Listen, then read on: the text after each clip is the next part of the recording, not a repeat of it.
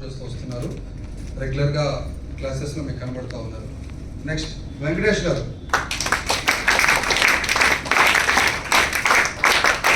వెంకటేష్ గారు ఈ టీంలో వీళ్ళు ముగ్గురు లేకపోతే ఈ బ్యాచ్ లేదు. ఈ ముగ్గురు లేకపోతే ఈ బ్యాచ్ లేదు.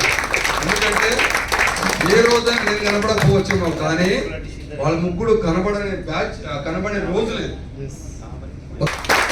వాడేకర్ గారు బైన్సా నుండి వచ్చారు. నిర్మల్, బైన్సా, ఆదిలాబాద్ ఐడియా ఉండొచ్చు. రాత్రి 11 గంటలకు ట్రైన్ ఎక్కితే 5 గంటలకు స్టేషన్లో తీస్తే 6 గంటలకు మేము ముందు నిలబడ్డాడు. కేవలం ఏదో ఒకటి నేర్పించాలి, నవ సమాజ నిర్మాణానికి రాళ్ళెత్తే కూలీలో మేమని అనడం ఎవరైనా అంటారు. నిలబడ్డం చాలా కష్టం. నిలబడ్డ వ్యక్తుల్లో తానొకడు. నెక్స్ట్ సతీష్ కుమార్ గారు. సతీష్ కుమార్ గారు స్ఫూర్తి నిలబడడానికి రెండవసారి చచ్చిపోయిన స్ఫూర్తిని నిలబెట్టడం కోసం, ఆల్రెడీ ఫస్ట్ బ్యాచ్ అయిపోయింది, చచ్చిపోయింది స్ఫూర్తి. చచ్చిపోయిందని మళ్ళీ నిలబడడం కోసం 55th బ్యాచ్లో నేను మెంటర్షిప్ చేశాను తనకు, నా యాజ్ ఏ పార్టిసిపెంట్గా.